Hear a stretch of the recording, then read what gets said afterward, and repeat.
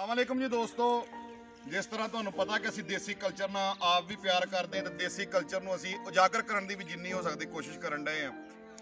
ਤੇ ਮੈਂ ਨਾ ਚੰਦ ਲੋਕਾਂ ਦੀਆਂ ਗੱਲਾਂ ਸੁਣੀਆਂ ਤੇ ਉਸ ਤੋਂ ਬਾਅਦ ਮੈਂ ਜੋ ਦੋਸਤ ਵੀ ਮੇਰੇ ਕੋਲ ਆਏ ਸੀ ਤੇ ਨਾਲੇ ਕੋ ਗੰਨੇ ਛੰਨੇ ਚੂਪੇ ਆ, ਨਾਲੇ ਦੇਸੀ ਮਾਹੌਲ ਆਪਣਾ ਕੁਛ ਮੀਂਹ ਮੂੰਹ ਪਏ ਆ, ਗਾਰੇ ਗੂਰੇ ਹੋਏ ਆ, ਲੇਕਿਨ ਇੰਜੋਇਮੈਂਟ ਆ। ਤੇ ਮੈਂ ਨਾ ਅੱਜ ਇੱਕ ਮੈਨੂੰ ਬੜੀ ਗੱਲ ਯਾਦ ਆਈ ਜਿਹੜੀ ਸਾਡੇ ਬਚਪਨ ਦੀ ਸੀ ਕਿ ਹੁਣ ਹਰ ਬੰਦਾ ਕੋਈ ਹਕੂਮਤ ਤੇ ਬਲੇਮ ਦਿੰਦਾ, ਕੋਈ ਕਿਸੇ ਤੇ ਬਲੇਮ ਦਿੰਦਾ, ਕੋਈ ਕਿਸੇ ਤੇ ਬਲੇਮ ਦਿੰਦਾ। ਤੇ ਮੈਂ ਇਹ ਗੱਲ ਕਵਾਂਗਾ ਕਿ ਬਜਾਏ ਇਸ ਤੇ ਕਿ ਕਿਸੇ ਤੇ ਬਲੇਮ ਦੇਣ ਤੇ ਥੋੜਾ ਜਿਹਾ ਬੈਕ ਤੇ ਵੇਖੋ। ਦੀਨ ਦੇ ਮਾਮਲੇ ਦੇ ਵਿੱਚ ਜਦੋਂ ਵੀ ਵੇਖਣਾ ਆਪਣੇ ਤੋਂ ਉਤਰੇ ਨੂੰ ਵੇਖੋ, ਕੋਸ਼ਿਸ਼ ਕਰੋ ਕਿ ਮੈਂ ਵੀ ਅੱਗੇ ਵਧਾਂ ਦੀਨ ਦੇ ਮਾਮਲੇ 'ਚ। ਦੁਨੀਆ ਦੇ ਮਾਮਲੇ ਦੇ ਵਿੱਚ ਅਗਰ ਸੁਖੀ ਰਹਿਣਾ ਚਾਹੁੰਦੇ ਹੋ ਤੇ ਆਪਣੇ ਤੋਂ ਥੱਲੇ ਵਾਲੇ ਨੂੰ ਵੇਖੋ। ਯਾਦ ਕਰੋ ਉਹ ਲਮਹੇ ਕਿ ਜਦੋਂ ਤਖਤੀ ਪੋਚਣ ਵਾਸਤੇ ਕਈ ਬੰਦਿਆਂ ਕੋਲ ਗਾਚੀ ਨਹੀਂ ਸੀ ਹੁੰਦੀ, ਮੈਂ ਖੁਦ ਵੇਖਿਆ ਕਿ ਮਿੱਟੀ ਨਾਲ ਪੋਚ ਕੇ ਲਿਖਦੇ ਰਹੇ ਆ।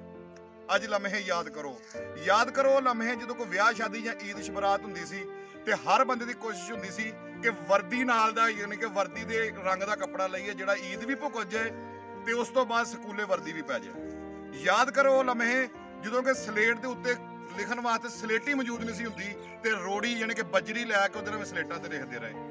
ਯਾਦ ਕਰੋ ਲਮਹੇ ਕਿ ਜਦੋਂ ਇੱਕ ਸੂਟ ਹੁੰਦਾ ਸੀ ਧੋ ਕੇ ਹਰ 10 ਤੋਂ 20 ਯਾਨੀ ਕਿ 10 ਸਾਲ 20 ਸਾਲ ਪੁਰਾਣੇ ਬੰਦੇ ਉਸੇ ਸੂਟ ਨਾਲੇ ਕੱਢ ਲੈਂਦੇ ਸੀ।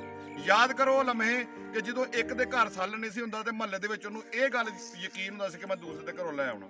ਤੇ ਦੋਸਤੋ, ਜਦੋਂ ਅਸੀਂ ਖਵਾਇਸ਼ਾਤਾਂ ਬਣਾ ਲਈਆਂ ਤੇ ਖਵਾਇਸ਼ਾਤਾਂ ਕਦੀ ਜ਼ਿੰਦਗੀ 'ਚ ਪੂਰੀਆਂ ਨਹੀਂ ਹੋ ਸਕਦੀਆਂ। ਅਗਰ ਜ਼ਰੂਰਤ ਪੂਰੀ ਕਰਨੀ ਹੋਵੇ ਤਾਂ ਅਲਹਮਦੁਲਿਲਾ ਅਸੀਂ ਬਾਦਸ਼ਾਹ ਆ ਇਸ ਦੌਰ ਦੇ। ਪੁਰਾਣੇ ਵਕਤ ਦੇ ਬਾਦਸ਼ਾਹਾਂ ਕੋਲ ਵੀ ਉਹ ਸਹੂਲਤਾਂ ਨਹੀਂ ਸੀ ਜਿਹੜੀਆਂ ਅੱਜ ਸਾਡੇ ਕੋਲ ਆ। ਤੇ ਮੇਰਾ ਦੋਸਤਾਂ ਵਾਸਤੇ ਛੋਟਾ ਜਿਹਾ ਪੈਗਾਮ ਆ ਕਿ ਦੁਨੀਆ ਦੇ ਮਾਮਲੇ ਦੇ ਵਿੱਚ ਜਦੋਂ ਵੀ ਦੇਖੋ ਥੱਲੇ ਨੂੰ ਦੇਖੋ, ਆਪਣੇ ਤੋਂ ਥੱਲੇ ਨੂੰ ਦੇਖੋਗੇ ਤੁਸੀਂ ਸੁਖੀ ਰਹੋਗੇ। ਦੀਨ ਦੇ ਮਾਮਲੇ ਜਦੋਂ ਵੇਖਣਾ ਵਾ ਆਪਣੇ ਤੋਂ ਉੱਤਰੇ ਨੂੰ ਦੇਖੋ ਕਿ ਅਸੀਂ ਅੱਗੇ ਬੜੀਏ, ਇਹੀ ਤੁਹਾਡੀ ਕਾਮਯਾਬੀ ਆ। ਤੇ ਅੱਜ ਦੋਸਤ ਮੇਰੇ ਆਏ ਸੀ, ਅਸੀਂ ਗੰਨੇ ਚੂਪ ਰਹੇ ਆ। ਪੰਜਾਬ ਦਾ ਕਲਚਰ ਇਹ ਦੇਖਣਾ, ਅਸੀਂ ਨਿਕਲੇ ਆ ਬਾਹਰ ਗੰਨੇ ਚੂਪੇ, ਦੋਸਤਾਂ ਨੂੰ ਸੈਰ ਸਪਾਟਾ ਕਰਾਇਆ, ਹਾਲਾਂਕਿ ਗਾਰਾ ਸ਼ਾਰਾ ਹੋਇਆ, ਲੇਕਿਨ ਇਹ ਚੀਜ਼ ਇਹ ਆ ਕਿ ਦੇਸੀ ਮਾਹੌਲ ਆਏ ਕਿ ਗੰਨਾ ਚੂਪਣਾ ਹਰ ਬੰਦਾ ਕਰਕੇ ਦੇਖੇ। ਜਿਹੜਾ ਕਹਿੰਦਾ ਮੇਰਾ ਮਿਹਦਾ ਖਰਾਬ ਆ, ਗੰਨਾ ਚੂਪੇਗਾ ਇਨਸ਼ਾਅੱਲਾ ਇਹ ਗੰਨਾ ਚੁੱਪਣ ਤੋਂ ਫੌਰੀ ਬਾਅਦ ਨੂੰ ਡਕਾਰ ਹੈਗਾ, ਆਪਣੇ ਆਪ ਨੂੰ ਹਲਕਾ ਮਹਿਸੂਸ ਕਰੇਗਾ। ਤੁਹਾਡਾ ਆਪਣਾ ਲਾਲਾ ਵਕਾਰ, ਜਿੱਥੇ ਪੰਜਾਬੀ ਕਲਚਰ ਦਿਸੇ ਪੰਜਾਬੀ ਕਲਚਰ ਨੂੰ ਪ੍ਰਮੋਟ ਕਰੋ। ਅਸੀਂ ਕੋਸ਼ਿਸ਼ ਕਰਨ ਡਏ, ਤੁਸੀਂ ਵੀ ਕਰੋ। ਆਪਣੀਆਂ ਦੁਆਵਾਂ 'ਚ ਯਾਦ ਰੱਖਿਓ। ਨਵੇਂ ਵੇਖਣ ਵਾਲੇ ਦੋਸਤ ਸਾਡੇ ਚੈਨਲ ਨੂੰ ਜ਼ਰੂਰ ਸਬਸਕ੍ਰਾਈਬ ਕਰਨ।